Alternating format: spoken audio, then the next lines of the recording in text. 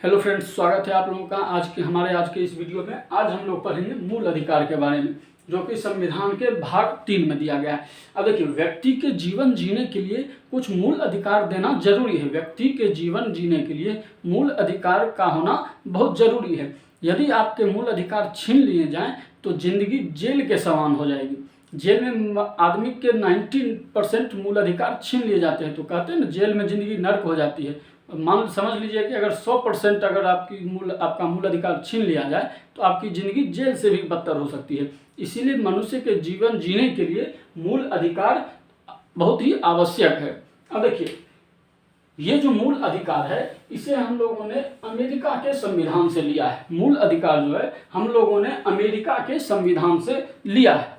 अब देखिए, ये जो है भाग 3 हमें अधिकार देता है, और अधिकार को ही फ्रांसीसी भाषा में मैग्ना कार्टा कहा जाता है। अधिकार को ही फ्रांसीसी भाषा में मैग्ना कार्टा कहा जाता है। तो देखिए, पूछेगा क्वेश्चन कि संविधान के संविधान के किस भाग को मैग्ना कार्टा कहा जाता है, तो भाग 3 को मैग्ना कार्टा कहा जाता है। ठीक है। अब देखिए, कभी कभी आपके मूल अधिकार इस देश के लिए घातक सिद्ध हो सकते हैं। कभी कभी आपके मूल अधिकार देश के लिए खतरा हो सकते हैं। जैसे कि हमें अभिव्यक्ति की आज़ादी है, यानी हम कभी भी कहीं भी सभा कर सकते हैं, आंदोलन कर सकते हैं। ठीक है। अब मान लीजिए किसी देश के साथ युद्ध चल रहा हो, उस समय हम अगर चले जाएं आंदोलन करने के लिए, उस समय हम धरना प्रदर्शन करने चले जाएं, हमारी मांगें पूरी करो, तो उस समय वो तो गलत बात होगी।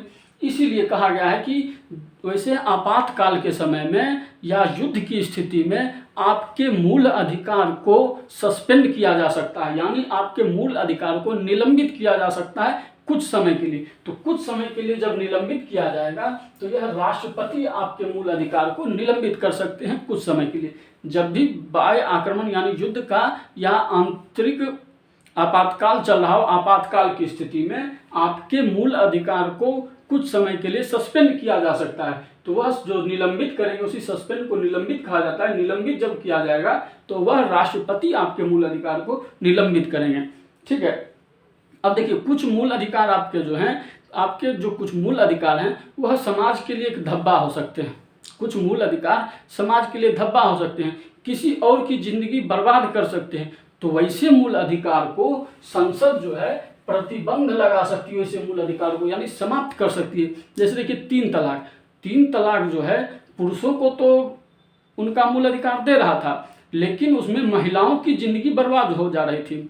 उस 3 तलाक के भीतर महिलाओं की जिंदगी बर्बाद हो जा रही थी। तो इसलिए कहा गया है कि आपके कुछ वैसे मूल अधिकार जो समाज के ऊपर धब्बा हैं, समाज को किसी के मूल अधिकार का हनन करते हो, तो वैसे मूल अधिकार को सरकार प्रतिबंध कर सकती है, वैसे मूल अधिकार को समाप्त कर सकती है हमारे भारत की संसद।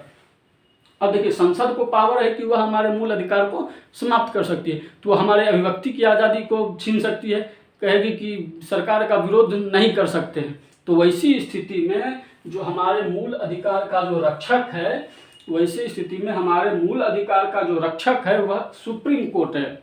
न्यायपालिका हमारे मूल अधिकार की रक्षा करती है। न्यायपालिका हमारे मूल अधिकार के रक्षा की गारंटी देती है। अब ये देखिए, ये कहेगा कि वाद योग्य है, तो हाँ, वाद योग्य। हम न्यायालय में वाद विवाद कर सकते हैं इस विषय पर कि क्यों हमारे मूल अधिकार को छीना गया है, क्यों हमारे मूल अधिकार का हनन हो रहा है। हम क्या इसे फोर्स करवा सकते हैं, परिवर्तनीय?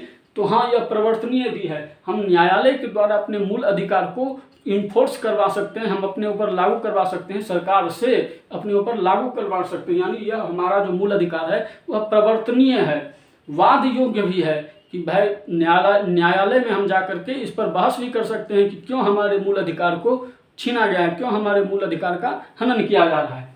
तो ठीक है, तो हमारा जो मूल अधिकार है वह वाद योग्य भी है और प्रवर्तनीय भी है। ठीक है।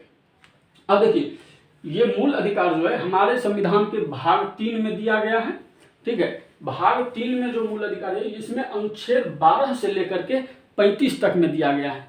12 से लेकर के 35 तक में दिया गया है, और इसे 7 भागों में बांटा गया है। इस मूल अधिकार को 7 भागों में बांटा गया है। तो देखिए, 7 भागों में कौन कौन सा भाग है। पहला जो है वह है समानता का अधिकार। ये सभी लोगों को एक समान रखने की बात करता है, सभी लोगों में समानता बना के रखने की बात करता है, जिसके अंदर अनुच्छेद संख्या 14 से लेकर के 18 तक में। पहला है समानता का अधिकार, अनुच्छेद 14 से लेकर के 18 तक। दूसरा जो है वह है स्वतंत्रता का अधिकार। हमें स्वतंत्रता का अधिकार, कुछ स्वतंत्रता के अधिकार दिए गए हैं, जिसे हम लोग देखते हैं अनुच्छेद 19 से लेकर के 22 तक में दिया गया है। उसके बाद है तीसरा शोषण के विरुद्ध अधिकार। यदि हमारा शोषण होता है किसी तरह से, तो उसके विरुद्ध भी हमारे पास अधिकार है कि हम उसका विरोध कर सके, तो वो जो है अनुच्छेद 23-24 में दिया गया है। उसके बाद है चौथा धर्म की स्वतंत्रता, यानी हम किसी भी धर्म को अपनाएं, हम किसी भी धर्म को अपनाने के लिए, उसे मानने के लिए स्वतंत्र हैं। हमें कोई फोर्स नहीं कर सकता है कि आप इस धर्म को ही मानिए, हम अपना जो इच्छा होगा हम उस धर्म को मान सकते हैं। तो धर्म की स्वतंत्रता है हमें 25 से लेकर के 28 तक के बीच में, अनुच्छेद संख्या 25 से 28 में। उसके बाद है पांचवा शिक्षा एवं संस्कृति का अधिकार। हमें शिक्षा प्राप्त करने का अधिकार है, हमारी संस्कृति की रक्षा करने का अधिकार है, तो अनुच्छेद संख्या 29-30 में। उसके बाद है छठा संपत्ति का अधिकार। हमें संपत्ति का भी अधिकार था, लेकिन वर्तमान में अब यह नहीं है। यह अनुच्छेद संख्या 31 में था, लेकिन वर्तमान में अब यह कानूनी अधिकार के तहत आ गया है। देखिए, दो तरह के अधिकार होते हैं, एक होता है मूल अधिकार और एक होता है कानूनी अधिकार। मूल अधिकार वैसा अधिकार होता है जो ना तो कोई व्यक्ति आपसे छीन सकता है और ना ही कोई सरकार आपसे छीन सकती है। मूल अधिकार वैसा अधिकार होता है जो ना तो कोई व्यक्ति आपसे छीन सकता है और ना ही कोई सरकार आपसे छीन सकती है। लेकिन कानूनी अधिकार जो होता है, कानूनी अधिकार कोई व्यक्ति आपसे नहीं छीन सकता है, लेकिन सरकार चाहे तो आपसे आपके कानूनी अधिकार को छीन सकती है। कोई व्यक्ति हमसे कानूनी अधिकार नहीं छीन सकता है, लेकिन सरकार चाहे तो छीन सकती है। और मूल अधिकार ना तो कोई व्यक्ति छीन सकता है और ना ही कोई सरकार छीन सकती है। ठीक है, अब देखते हैं अगला है सातवां संवैधानिक उपचारों का अधिकार, जो कि अनुच्छेद 32 में दिया गया है। यानी हमारे मूल अधिकार का यदि हनन होता है तो किस तरह से हम इसके विरोध कर सकते हैं, किस तरह से हम लागू करवा सकते हैं अपने मूल अधिकार के हनन को, इसके बारे में दिया गया है अनुच्छेद संख्या 32 में। एक बार फिर से देख लेते हैं। पहला समानता का अधिकार अनुच्छेद 14 से 18। दूसरा स्वतंत्रता का अधिकार अनुच्छेद 19 से 22। तीसरा शोषण के विरुद्ध अधिकार अनुच्छेद 23 से 24। चौथा धर्म की स्वतंत्रता का अधिकार जो कि अनुच्छेद 25 से 28 में है। पांचवा है शिक्षा एवं संस्कृति का अधिकार जो कि अनुच्छेद संख्या 29 और 30 में है।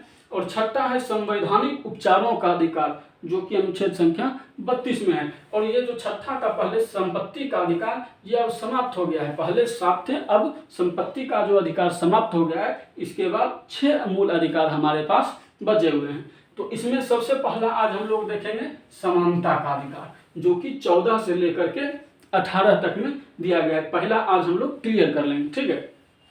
अब देखिए, सबसे पहले देखते हैं अनुच्छेद 12। अनुच्छेद 12 क्या कहता है कि राज्य की परिभाषा। अब इसमें बताया गया है कि राज्य कौन कौन से होंगे, कौन राज्य होंगे। इसमें किसी विशेष राज्य के बारे में नहीं बताया गया कि ना ये यूपी या बिहार या गुजरात या बंगाल, कोई विशेष राज्य के बारे में नहीं कहा गया।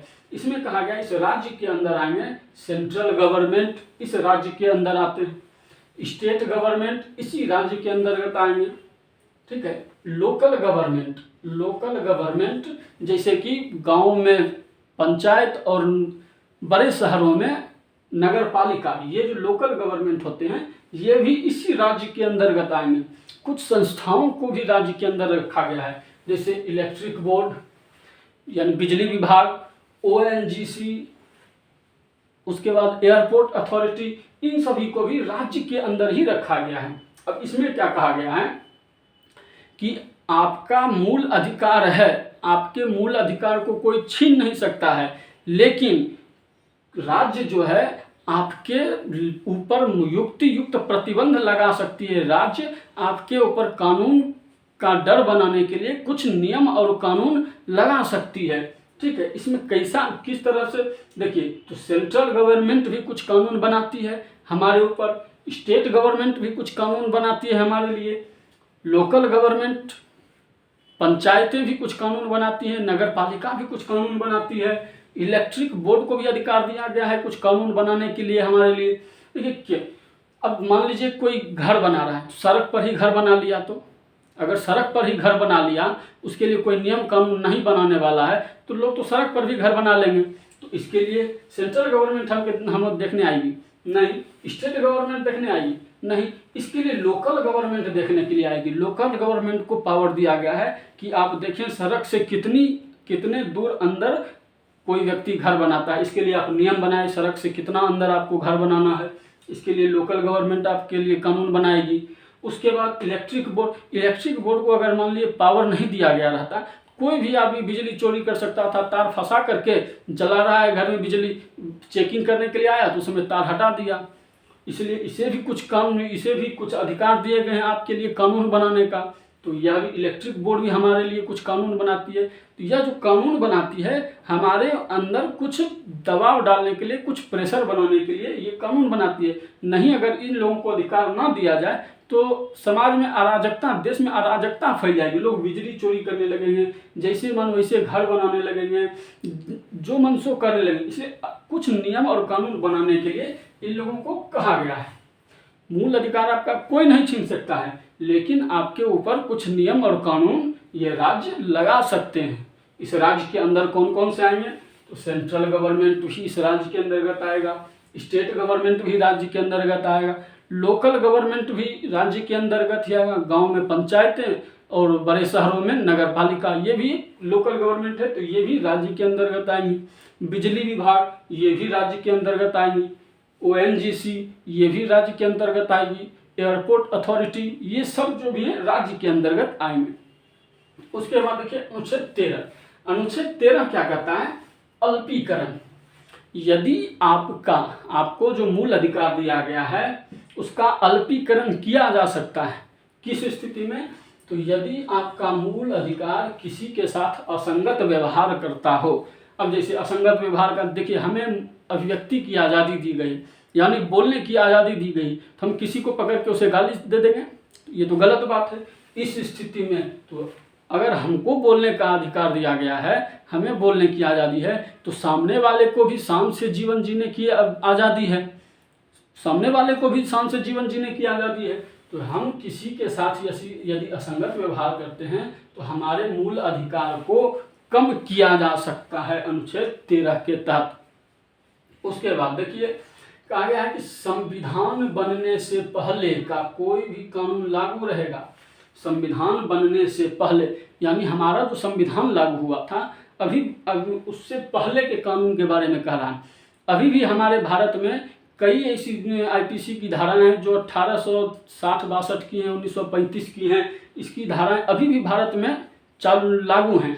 तो इसमें कहा गया है कि संविधान के लागू होने से पहले का जो कानून है वह लागू रहेगा। पहले का जो कानून है वह लागू रहेगा, बशर्ते यह कानून किसी के मूल अधिकार का हनन न करता हो। संविधान बनने से पहले का जो कानून है वह भी भारत में लागू रहेगा, बशर्ते यह जो कानून है किसी के मूल अधिकार का हनन नहीं करता हो, तभी वह लागू रह सकता है। और इसमें कहा गया है कि संविधान लागू होने के बाद भी सरकार कोई वैसा कानून नहीं बनाएगी जो किसी के मूल अधिकार का हनन करता हो। संविधान के लागू होने से पहले का कानून भी लागू रहेगा और बाद का कानून भी लागू रहेगा, बशर्ते दोनों में से कोई भी मूल अधिकार का हनन न करता हो तभी। ठीक है। अब देखिए ये हो गया 12 और 13। अब हम लोग देखते हैं अनुच्छेद 14। अनुच्छेद 14 क्या कहता है कि कानून के समक्ष समानता। ये जो शब्द है, ये कानून के समक्ष समानता, ये हम लोगों ने ब्रिटेन से लाया है। वहाँ पर क्या कानून है कि कानून के समक्ष सभी व्यक्ति समान है, चाहे वह राजा हो या रानी हो या आम नागरिक हो, गरीब हो अमीर हो, सभी समान हैं। सभी को समान रूप से ही देखा जाएगा। सभी कानून के सामने सभी एक समान हैं। और दूसरा देखिए, दूसरा इसी में कहा गया है कानून का समान संरक्षण, ये जो है हम लोगों ने अमेरिका से लाया है। अमेरिका के लोगों ने कहा कि हम कानून के सामने सभी व्यक्ति समान नहीं होने चाहिए, कुछ अंतर होना चाहिए। तो इसे हम लोगों कानून का जो समान संरक्षण है ये हम लोगों ने लाया है अमेरिका से, जो कि अमेरिका में लागू है। ठीक है, अब देखिए इसमें क्या है, इसमें कहा गया है कानून के सामने सभी समान हैं, कानून के सामने सभी समान हैं, लेकिन कुछ आप लोगों को कुछ छूट दी जाएगी क्लासिफिकेशन के नाम पर, कुछ अंतर किया जाएगा क्लासिफिकेशन के नाम पर। जैसे देखिए एक 5 साल का बच्चा कोई क्राइम करता है और एक 25 साल का आदमी, 25 साल का लड़का, दोनों क्राइम कर रहा है, दोनों को सजा दी जाएगी, लेकिन दोनों के सजा में कुछ अंतर किया जाएगा। किस आधार पर? क्लासिफिकेशन के नाम पर कुछ अंतर किया जा सकता है। क्यों? क्योंकि समाज को एक बेहतर बनाने के लिए दोनों में कुछ अंतर करना जरूरी है। दोनों की मानसिकता एक नहीं हो सकती, इसीलिए दोनों को समान रूप से नहीं देखा जा सकता है। दोनों नागरिक होंगे, दोनों नागरिक हैं, लेकिन दोनों के बीच कुछ अंतर रखना होगा। अब देखिए महिला और पुरुष में भी यह अंतर आप लोगों को देखने को मिलता होगा कि पुरुष को जो कानून सजा दी जाती है महिलाओं की अपेक्षा में वो थोड़ा कठोर होता है, और महिलाओं को जो सजा दी जाती है वो थोड़ा उतना सख्त नहीं होता है। तो देखिए इसमें कहा गया है कानून के समान संरक्षण, सजा सबको दिया जाएगा, लेकिन क्लासिफिकेशन के नाम पर कुछ अंतर किए जा सकते हैं। इसका देखिए समाज को बेहतर बनाने के लिए, देश को बेहतर बनाने के लिए यह जरूरी नहीं कि सभी को समान रूप से ही देखा जाए। कुछ लोगों को थोड़ा सख्त कानून, कुछ लोगों के लिए कुछ सख्त होना चाहिए कानून, और कुछ लोगों को थोड़ी सी नरम कानून होनी चाहिए।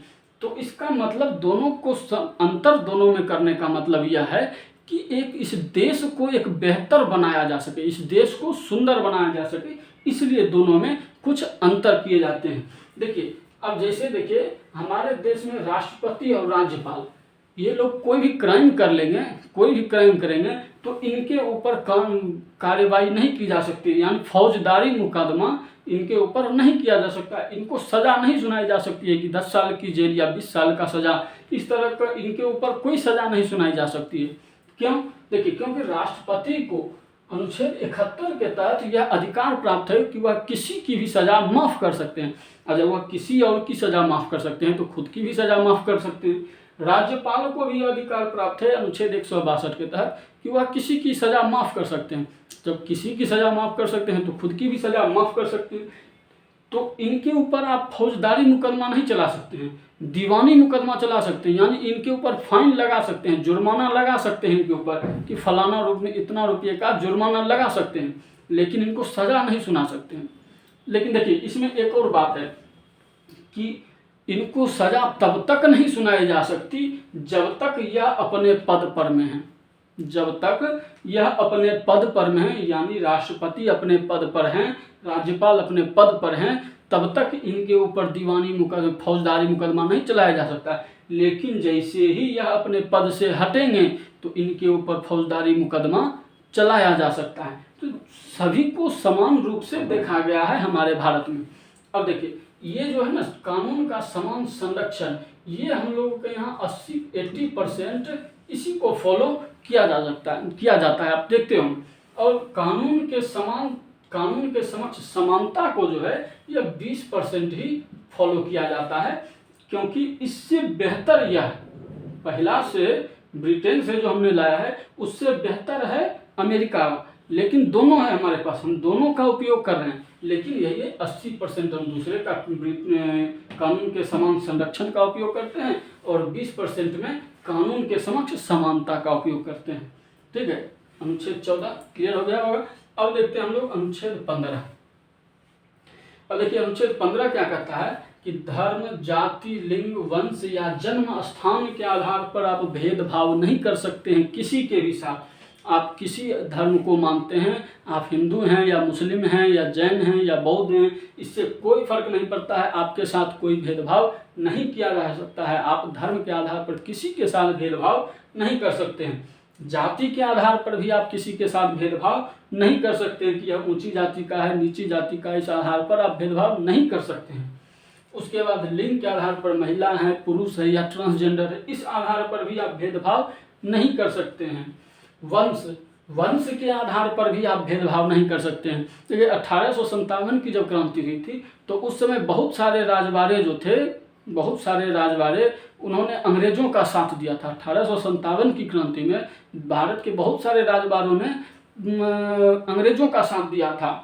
तो आज हम उनके जो वंश के लोगों के साथ हम इस आधार पर भेदभाव करेंगे कि आप लोगों ने, आपके पूर्वजों ने अंग्रेजों का साथ दिया था, तो इस आधार पर हम किसी के साथ भेदभाव नहीं कर सकते हैं कि आप किसी भी वंश के हों, आपके साथ कोई भेदभाव नहीं किया जाएगा। जन्म स्थान, यानी आप किसी भी स्टेट में जन्म लिए हों, आप कहीं भी जन्म लिए हों पूरे भारत में, तो उस आधार पर भी आपके साथ भेदभाव नहीं किया जाएगा कि आप बिहारी हैं या आप यूपी के हैं या आप बंगाल के हैं। इस आधार पर भी आपके साथ कोई भेदभाव नहीं किया जाएगा। यदि आप भेदभाव कर, अब देखिए किसी भी इन पांचों में से किसी भी आधार पर आपके साथ कोई भेदभाव नहीं किया जाएगा, लेकिन इसी में कहा गया है कि पॉजिटिव डिस्क्रिमिनेशन के लिए किया जा सकता है भेदभाव, यानी कि किसी की सहायता के लिए, किसी की सहायता करने के लिए हम भेदभाव कर सकते हैं। किसी की सहायता करने के लिए हम इस आधार पर भेदभाव कर सकते हैं। ठीक है। अब देखिए जैसे जाति के आधार पर कुछ भेदभाव होते हैं, लोक नियोजन के अवसर में जाति के आधार पर कुछ हम लोग आरक्षण, इसी में आ जाता है आरक्षण में जनरल, ओबीसी, एससी, एसटी, इस आधार पर हम लोग भेदभाव किया जाता है। तो कहा गया है कि यह पॉजिटिव डिस्क्रिमिनेशन है, यानी किसी की सहायता करने के लिए यदि इसका उपयोग किया जाता है तो इसमें कोई गलत नहीं है। लिंग के आधार पर भी कुछ भेदभाव किए जाते हैं, जैसे महिला पुरुष, तो महिलाओं को कुछ आरक्षण दिया जाता है पुरुषों की अपेक्षा में। तो कहा गया है कि किसी की भलाई के लिए यदि कुछ किया जा रहा है, किसी की भलाई के लिए किया जा रहा है, तो इसको गलत नहीं माना जाएगा।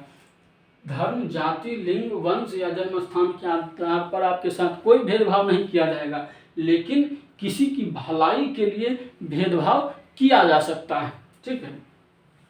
हम देखिए अनुच्छेद 16 कहता है कि लोक नियोजन में समानता। लोक नियोजन में समानता यानी किसी भी प्रकार का सरकारी नौकरी होता है तो उसमें सभी लोगों को, सभी नागरिकों को समान अवसर दिया जाएगा, सभी नागरिकों को समान रूप से देखा जाएगा। लेकिन फिर यहाँ वही बात आ जाती है कि किसी की भलाई के लिए इसमें भेदभाव किया जा सकता है, किसी की भलाई के लिए इसमें असमानता देखने को मिल सकती है। जैसे हम लोग देखते हैं आरक्षण में, तो किसी को आरक्षण दिया जाता है तो किसी को आरक्षण नहीं दिया जा सकता है, नहीं जाता है। तो इसीलिए कहा गया है कि किसी की भलाई के लिए हम इसमें असमानता देखा जा सकता है, नहीं तो लोक नियोजन के अवसर में सभी लोगों को समान अवसर प्राप्त रहेगा। उसके बाद है अनुच्छेद 17 जो कि कहता है अस्पृश्यता का अंत, यानी छुआछूत का अंत। अस्पृश्यता का अंत यानी छुआछूत का अंत। आप देखते होंगे अभी भी ग्रामीण क्षेत्रों में छुआछूत का, अभी भी छुआछूत लोग करते हैं, अभी भी छुआछूत किया जाता है कि भाई छोटे नीची जाति का है तो वह नीचे बैठेगा, वह हमारे पास नहीं बैठेगा।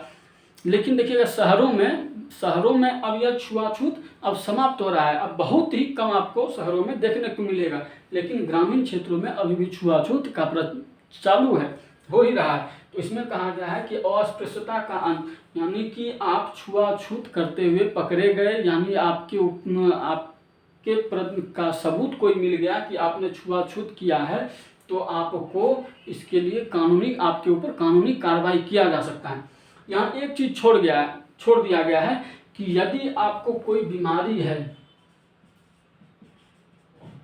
यदि आपको कोई ऐसी बीमारी है जो कि संक्रमण के द्वारा बढ़ती है, जैसे आप लोगों ने अभी देखा कोरोना को देखा कि संक्रमण के लोगों के पास आसपास मिलने से कोरोना बढ़ रहा था, तो इस प्रकार की यदि कोई बीमारी है तो इसमें आप छुआछूत कर सकते हैं, उसे दूर रख सकते हैं। लेकिन इसके अलावा आप जाति के आधार पर यदि आप छुआछूत करते हैं तो आप कानून के नज़र में गलत हैं।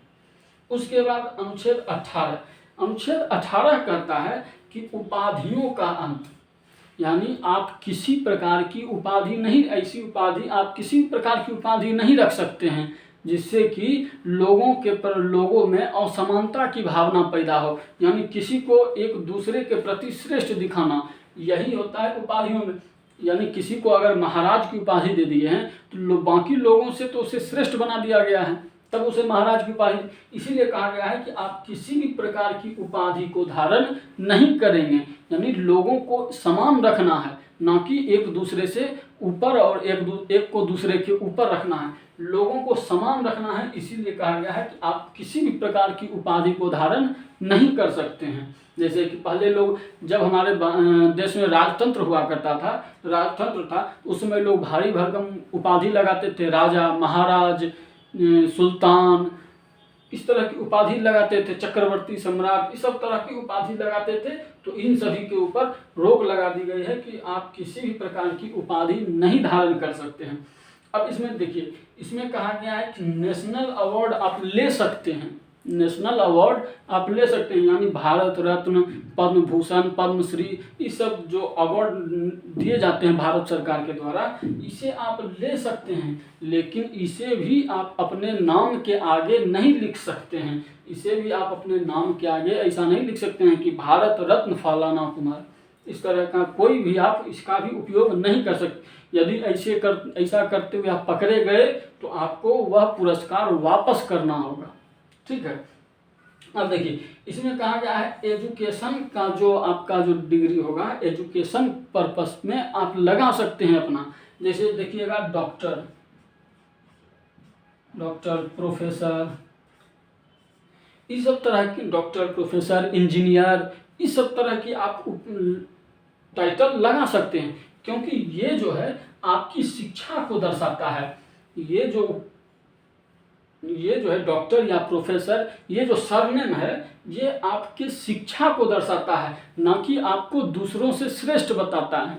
यह आपकी शिक्षा को दर्शाता है, इसीलिए आप इसे लगा सकते हैं अपने नाम के आगे। उसके बाद आप रैंक भी लगा सकते हैं। जब आप सेना में अगर आप हैं तो आपको ब्रिगेडियर, कर्नल, जनरल, इंस्पेक्टर, दरोगा, इस सब तरह की आपको रैंकिंग दी जाती है, तो आप उस रैंक को भी अपने नाम के आगे लगा सकते हैं। और शिक्षा का जो है डॉक्टर, प्रोफेसर, इंजीनियर, ये सब टाइप का आप लगा सकते हैं। इससे क्या है कि ये डॉक्टर, प्रोफेसर, ये लगाने से आपकी शिक्षा का पता चलता है कि आपकी शिक्षा की श्रेष्ठता को बताता है। रैंकिंग लगाने से ये आपकी प्रतिभा को दर्शाता है, ना कि आपको एक दूसरे से श्रेष्ठ बनाता है। तो इसलिए एजुकेशन और रैंक से संबंधित ये सरनेम आप लगा सकते हैं। तो आज हम लोगों ने देख लिया 12 से 18 तक में मूल अधिकार, जो कि पहला था समानता का अधिकार। एक बार फिर से इसे हम रिकॉल कर लेते हैं। अनुच्छेद 12 राज्यों की परिभाषा, तो इसके अंदर कौन कौन से आएंगे? Central government, state government, electric board, ONGC, local government, ये सब राज्य में आ जाएंगे। ये आपके ऊपर कुछ कानून लगा सकते हैं।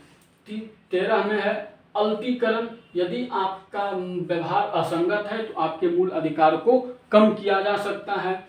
उसके बाद इसी में कहा गया है कि संविधान लागू होने से पहले का या बाद का कोई भी कानून लागू नहीं रहेगा जो कि मूल अधिकार को समाप्त कर, मूल अधिकार का हनन करता हो, मूल अधिकार को प्रभावित करता हो।